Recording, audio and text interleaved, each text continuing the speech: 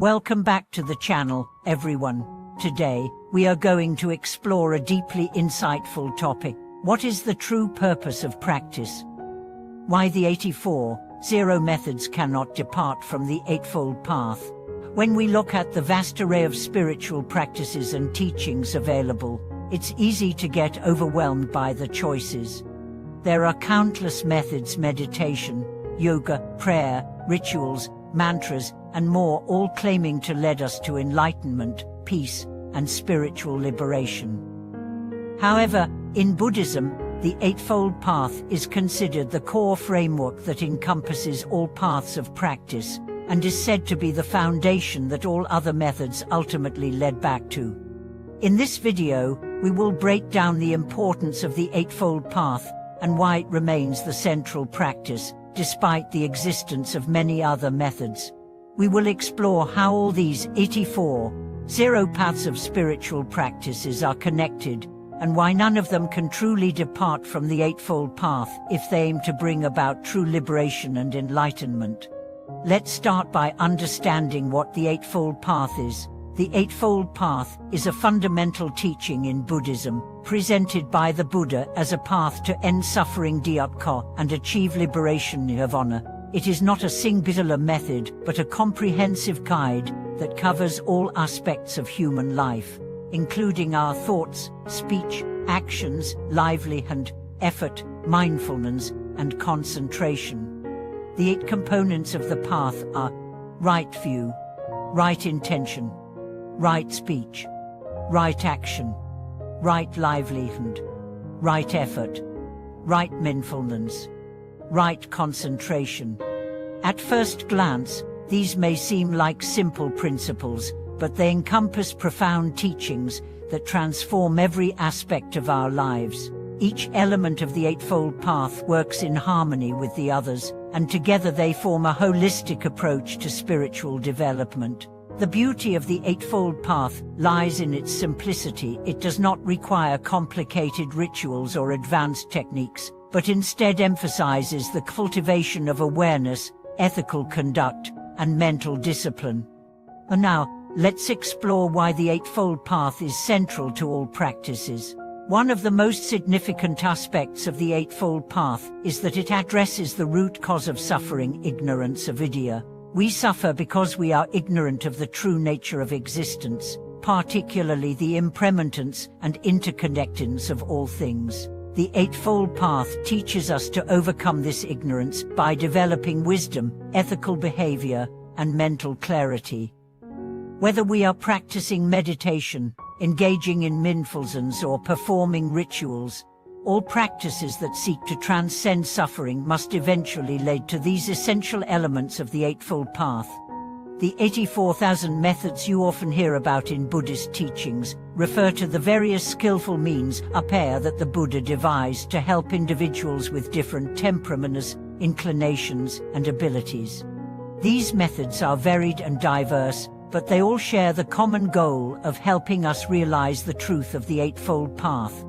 Whether it's the practice of concentration samadhi, the cultivation of insight vipassana, or devotion to a deity, these methods all point to the same fundamental truth: the impermanence of life, the cessation of suffering, and the path to liberation.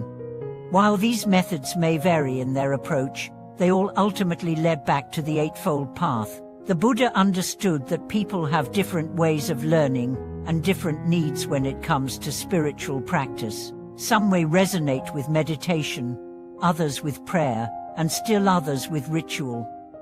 However, all of these practices are designed to develop the same quality: wisdom, ethical conduct, and mental discipline. The Eightfold Path is the comprehensive system that unites all these methods and guides them toward the same ultimate goal: liberation from suffering. Let's break down each of the 8 components of the path and explore why they are so important in ensuring that our practice remains true to its ultimate purpose. Right view. This is the foundation of the Eightfold Path. Right view involves understanding the true nature of reality, particularly the 4 Noble Truths. Without the right understanding, we cannot practice effectively. Right view enables us to see things as they truly are, without the distortions of our desires and attachments. Right intention is the commitment to act with the intention of reducing suffering for oneself and others. It is the mental attitude that accompanies every action and decision. Cultivating the right intention is essential because our actions follow our intentions. If our intentions are pure, our actions will naturally align with the path to liberation. Right speech involves speaking truthfully, kindly, and helpfully. It means avoiding harmful speech, such as lying, gossiping, or speaking harshly.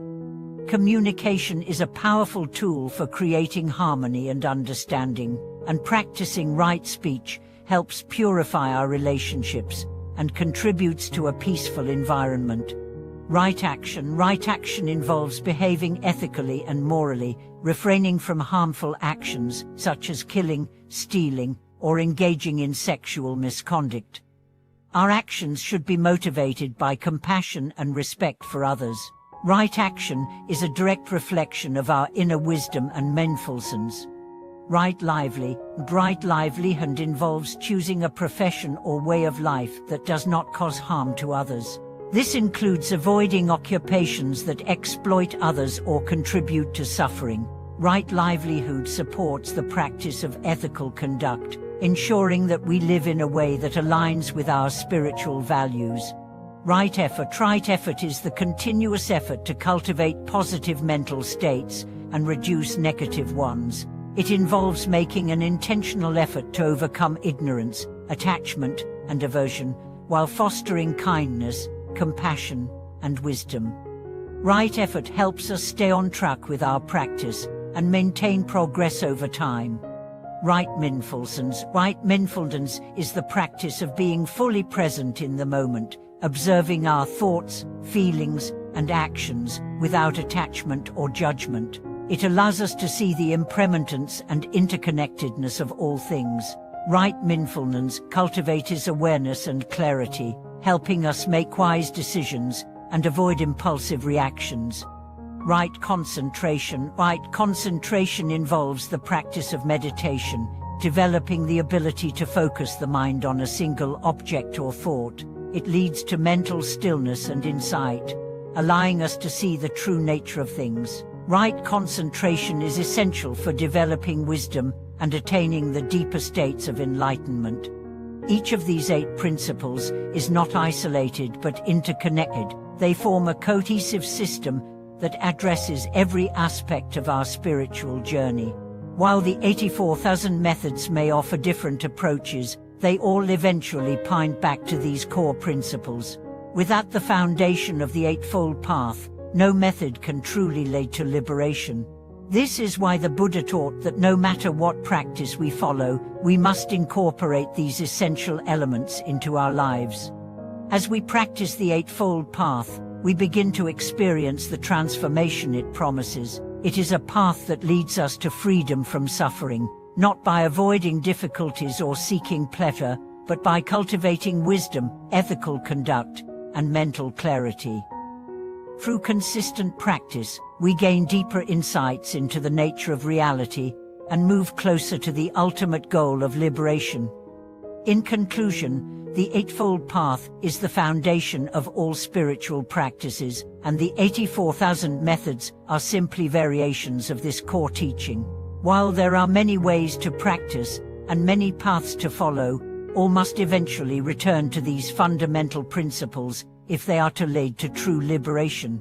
By practicing the Eightfold Path, we align ourselves with the path to enlightenment, understanding that every method, whether meditation, prayer, or ritual, serves to deepen our wisdom, enhance our ethical conduct, and strengthen our mental discipline. Thank you so much for watching today's video. I hope this exploration of the Eightfold Path and its significance in spiritual practice has provided you with a clearer understanding of how all paths led to the same truth. If you found this video helpful, please like, subscribe, and share it with others.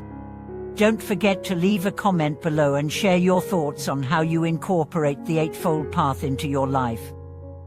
I look forward to hearing from you.